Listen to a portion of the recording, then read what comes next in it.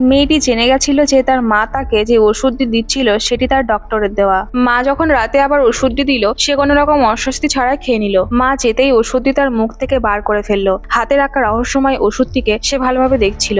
গভীর রাতে সে আস্তে আস্তে নিচে আসে এবং কম্পিউটার চালু করে যাতে সে ওষুধটার নাম সার্চ করে দেখতে পারে। কিন্তু সে দেখতে পায় যে বাড়ির ইন্টারনেট বন্ধ ছিল। সে জানতো না যে তার মা রান্নাঘর থেকে চুপচাপ সব দেখছিল। পরের দিন যখন তার মা বাইরে কাজ করছিল, তখন সে ওষুধ বিভাগে ফোন করে আর সে ওষুধের সম্পর্কে জানতে চায়। কিন্তু তার মা আগেই সেখানে বলে রেখেছিল, যার ফলে সে কোনো সাহায্য পায়নি। সে আর কোনো উপায় না দেখে র্যান্ডম নাম্বার ডায়াল করে ওষুধটিকে সার্চ করে দেখতে বলার অনুরোধ করে। ফোনের ব্যক্তি যখন বলে হার্টের ওষুধ লাল রঙের হয়, তখন সে খুবই ভয় পেয়ে যায়, কারণ তাকে যে ওষুধটি দেওয়া হতো সেটি অন্য রঙে ছিল।